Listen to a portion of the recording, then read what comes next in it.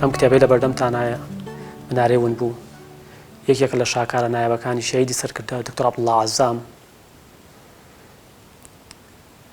کاریگەری کتێبەکە بە شێوازێک بوو هێندە کاریگەری لە من کردووە توانیمە الحەمدولیلا لە ماوەی 2 هەفتەدا وەریگەمەسە زمانی شینی کوردی بەبێ گومان چەند هۆکارێک لە پشت وەرگێڕانی ئەم کتێبەی شەهیدی سەرکردە عەبدوڵڵا عەزامەوەیە خاڵی یەکەم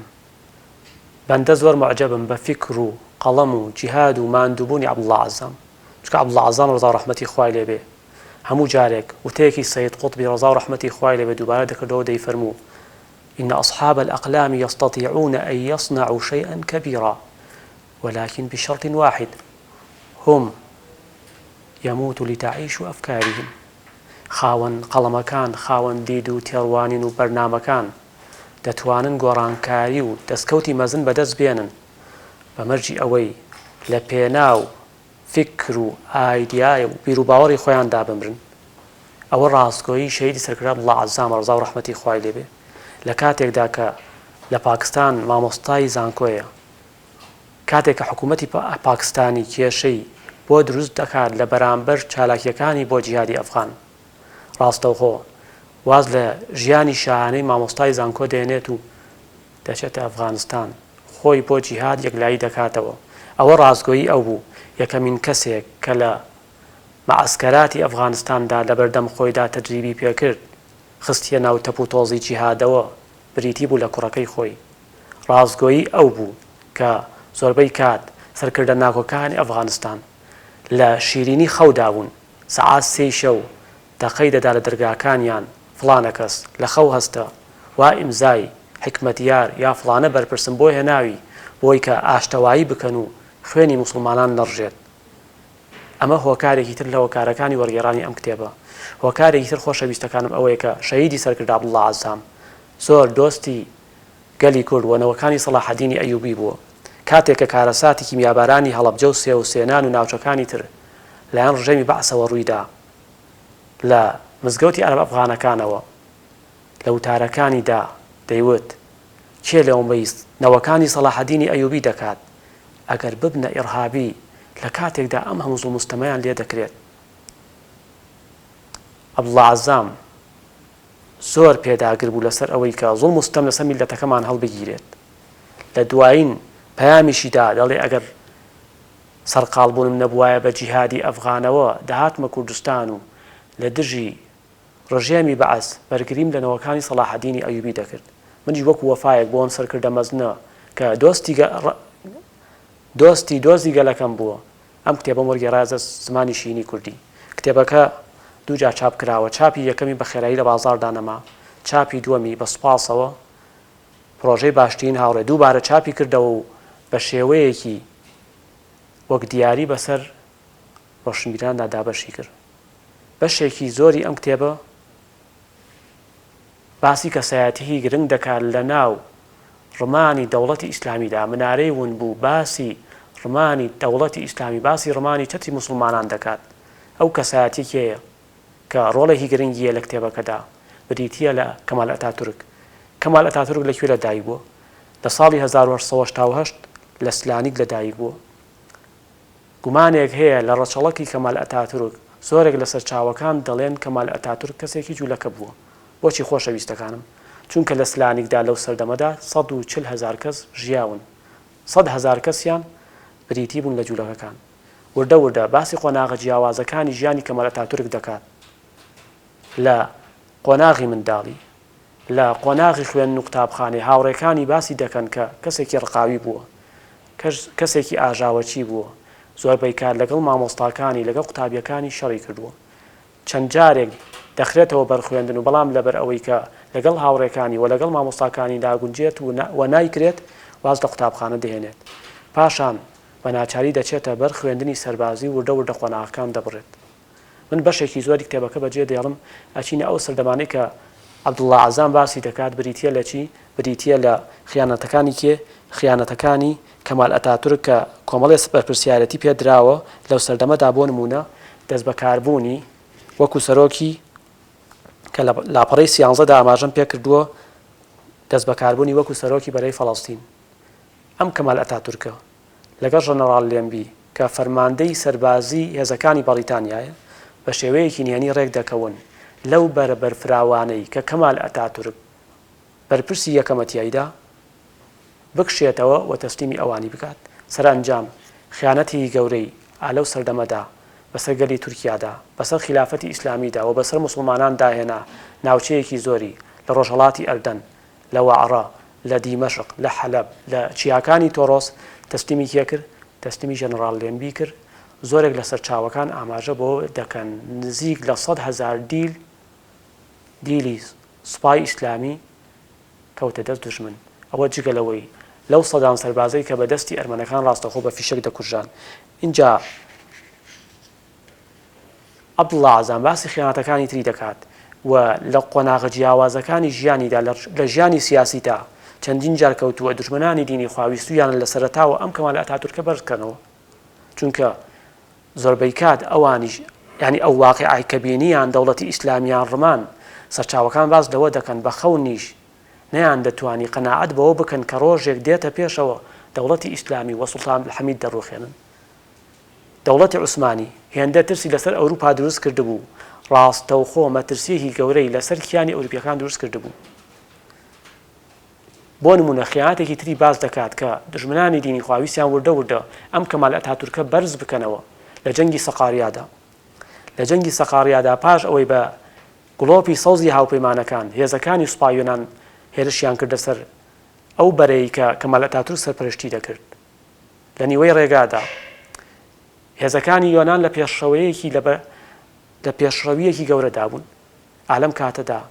لە ناوجەرگەی شاخەکاندا هاوپەیمانەکان ڕاستەوخۆ فەرمان بە هێزەکانی یۆنان دەکەن کە هێرشکردن بوەستێن لە کاتژمێر هەشتی بەیانی بە شێوەیەکی چاوەڕوان نەکراو هێزەکەی یۆنان پاشەکشێ دەکات و پاشان هێزەکەی کەمال ئەتاتورک دێتە پێشەوە. ئەوان مەبەستیان بوو بە فرتوفێڵ سەرکەوتنێکی بە فرتوفێڵدا تاشراو بکەن بەری کێدا کەمال ئەتاتورکدا. بەو شێوازە شکستیان هێنا بەسەر هێزەکانی خۆیانە کە هاوپەیمانی خۆیان بوون و کەمال ئەتاتورکیان بەرز کردەوە. پاشان سەرکەوتنە فێڵاویەکە هێندە کاریگەریەکی گەورەی هەبوو. دوجارە بینی لە بەریتانیا و فەڕەنسا و پاکستان و ئوستورالیا و زۆرێک لە وڵاتەکانەوە بروسکەی پیرۆزبایی بۆ کێ هات؟ بۆ کەمال ئەتاتورک دەهات بە هۆکاری بەدەستهێنانی ئەم سەرکەوتنە مەزنەوە بە حسابی خۆیان و هاوڵاتیانی تورکی ئیعلام شتێکی ئەوەندە گەورەی دروست کرد ڕژانە سەر شەقامەکان و کە کەمال ئەتاتورکیان بە خالیدی کوڕی وەلیدی عەرەب دەزانی. بەو شێوازە لە جەنگی ئەفیون و لە چەند قۆناغێکی تردا بۆ نمونە لە پەیماننامەی سیڤەردا کەمال ئەتاتورک لە لێواری کەوتندا بوو. بەشێکی بەرژەوەندی باڵای ڕێکەوتنامەی سیڤەر بریتی بوو لە هەڵساندنەوەی کەمال ئەتاتورک. پاشان نەبینی وردە لەو گەلە کۆمە نێودەوڵەتیەدا لەم کتێبەدا عەبدوڵڵا عەزام باسی دەکات کە لە گەلە کۆمەیەکی نێودەوڵەتیدا قۆناغ بە قۆناغ دەوڵەتی ئیسلامیان بچوو کردەوە. ڕۆژ لە دوای ڕۆژ هاوپەیمانەکان مەرجی گەورەتریان بەسەر دەوڵەتی ئیسلامی سوڵتان عەبدولحەمیددا دەسەپان. پاشان نەبینی کارەساتە گەورەکە ڕوویدا، چەتری مسلمانانیان ڕماند، منارەکەی ئومەتی ئیسلامیان ڕماند. لەو ساتەوە ئەو هەموو میحنەت و ناڕەحەتەی کە دووچاری ئومەتی ئیسلامی دەبێتەوە، ئەو هەموو ئازارە، ئەو هەموو فرمێسکە، ئەو هەموو ناڕەحەتیە کە بەسەر مسلمانان دادێت. مسلمانان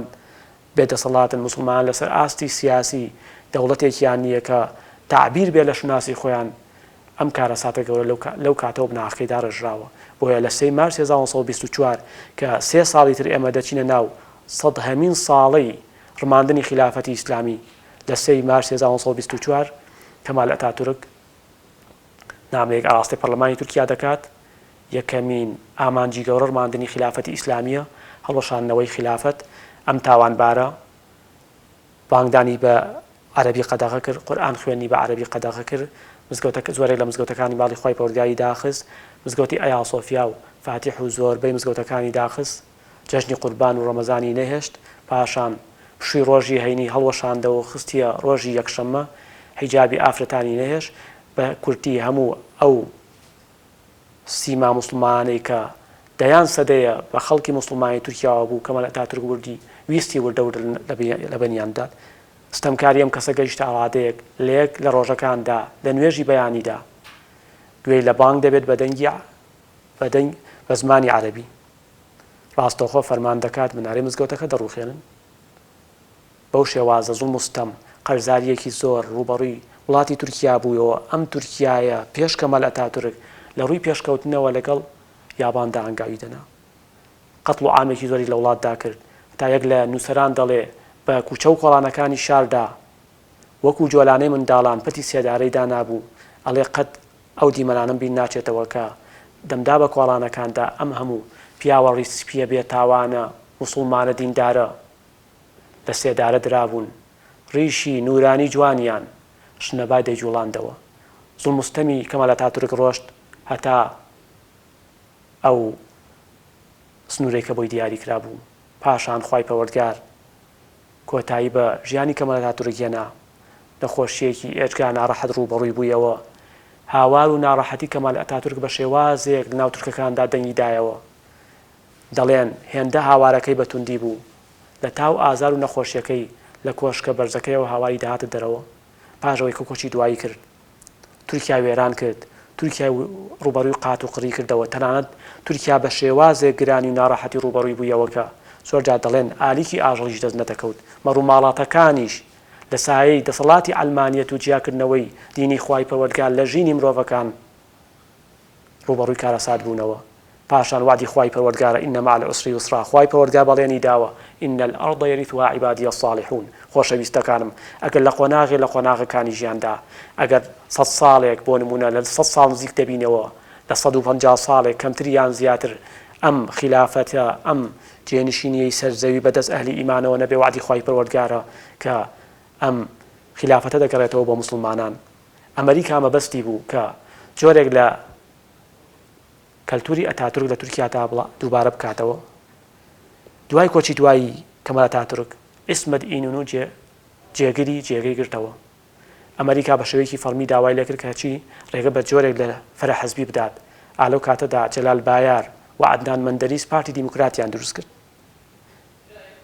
قەدەری خوای پەروەردگار مەبەستێتی خوای پەروەردگار لە ژیانی عەدنان مەندەریسدا ڕووداوێکی زۆر گەورە ڕوو بدات لە لاپەڕە 78 کتێبەکەدا 78 و 79 کتێبەکەدا ئاماژەی پێکراوە ڕۆژێک لەگەڵ هاوکارەکانیدا بە فڕۆکە گەشت دەکەن عەدنان مەندەریس لەگەڵ هاوکارەکانیدا گەشت دەکات لە نیوەی ڕێگادا فڕۆکەوانەکە دەڵێ یەک لە بزوێنەری فڕۆکەکە لە کار کەوتووە و خۆتان بۆ کەوتنە خوارەوە مردن ئامادە بکەن لێرەدا عەدنان مەندەریس بەڵێنێکی ڕاستگۆیی پڵ لە ئیخلاس بەخوای پەروەردگار دەدا دڵی خۆیدا دەڵێ پەروەردگارە لەم تەوقیتەدا بەس تەنها ئەم جار ڕزگارم بکە پەیمانت پێدەدەم کە ئیسلام گەڕێنمەوە تورکیا قەدەری خوای پەروەردگار فڕۆکە دەکەوێتە خوارەوە تەنها کەسێک لەو کارە ساتە ڕزگاری دەبێت عەدنان مەندەریس ڕەحمەتی خوای لێبێ کاتی هەڵبژاردنی ساڵی 1950 زۆربەی توێژینەوە ئەمریکیەکان ئاماژەیان بە شکستێکی گەورە کردووە بۆ پارتەکەی جەلال بایار و عەدنان مەندەریس کاتی حەملەی هەڵبژاردن دەست پێ دەکات عەدنان مەندەریس چی دەڵێ مزگەوتەکانی خوای پەروەردگارتان بۆ دەکەمەوە دەنگم پێ بدەن بانگ دەکەمەوە بە عەرەبی دەنگم پێ بدەن قورئان خوێندن لە مزگەوت لە ماڵەکانی خوالەوان ناوەندەکانی خوێندن ئازاد دەکەم دەنگم پێ بدەن حەجی ماڵی خوای پەروەردگارتان بۆ ئازاد دەکەم دەنگم پێ بدەن جەژنی قوربان و ڕەمەزان و حیجابی خوشەکانمان دەگەڕێنینەوە هەڵبژاردن کرا بوو بە شکستێکی گەورە بۆ دژمنانی دینی خوا بۆ هاوپەیمانەکانی عەدنان جەلال ئیسمەت ئینونوی جێگرەوەی کەمال ئەتاتورک لە ئەنجامدا 318 کورسی لەلایەن پارتەکەی عەدنان مەندەریسەوە بەدی هات لە ئەنجامدا پارتەکەی عەدنان مەندەریس 318 کورسی هێنا و پارتەکەی کەمال ئەتاتورکیش 32 کورسی ئالەم کاتەدا وەکو گەورەترین دیاری عەدنان مەندەریس بۆ خەڵکی موسڵمانی تورکیا یەکەمین کۆبوونەوەی پەرلەمان کەوتە مانگی پیرۆزی ڕەمەزانەوە ئالەو کاتەدا خۆشەویستەکانم گەورەترین موژدە بۆ میلەتی موسڵمانی تورکیا بریتی بوو لە کردنەوەی مزگەوتەکانی خوای پەروەردگار پاشان هەڵبژاردنی ساڵی 1954 هاتە پێشەوە دووبارە ئاستی کورسیەکانی کەمال ئەتاتورک دابەزی بۆ 24 کورسی هەموو دەستکەوتەکانی عەدنان مەندەریس کۆ بکەمەوە لە هەڵبژاردنی یەکەم و دووەمدا مزگەوتەکانی ماڵی خوای پەروەردگاری کردەوە مزگەوتی ئەیا سۆفیا و فاتحی گەڕاندەوە زیاد لە 10,000 مزگەوتی لەو مایەدا کردەوە ئەوەی کە جێگەی دڵخۆشیە 35,000 قوتابخانەی لە بەرکردنی قورئانی پیرۆزی کردووە ئەم خواناسە حیجابی خوشکەکانی ئازاد کرد دینداری ئازاد کرد قورئان خوێندنی لە سەرجەم ناوەندەکانی خوێندندا ئازاد کرد ئەوەی کە گرنگە ئاماژەی پێ بکەم پەیوەندی لەگەڵ قەوارەی زەویانیدا بچڕان باڵیۆزی قەوارەی زەویانی لە تورکیا دەرکرد پەیوەندی لەگەڵ وڵاتە عەرەبیەکاندا بەهێز کرد عەدنان مەندەریس لە ماوەی ئەم دوو خولەی هەڵبژاندندا توانی خزمەتێکی گەورەی موسڵمانان بکات لەسەر ئاستی تورکیا و لەسەر ئاستی جیهانی ئیسلامی ئەوەی کە دڵی موسڵمانانی خۆش کرد ڕۆژ لە دوای ڕۆژ دەستکەوتەکانی عەدنان مەندەریس زیاتر دەبوون و جەژنی قوربان و ڕەمەزانی گەڕاندەوە و پشووی ڕۆژی هەینی گەڕاندەوە و زۆرێک لە دروشمەکانی موسڵمانانی گەڕاندەوە بۆ خەڵکی موسڵمانی تورکیا بەڵام دژمنانی دینی خوا چاویان بەم پێشکەوتنەوە بەو هەنگاوە گەورانەی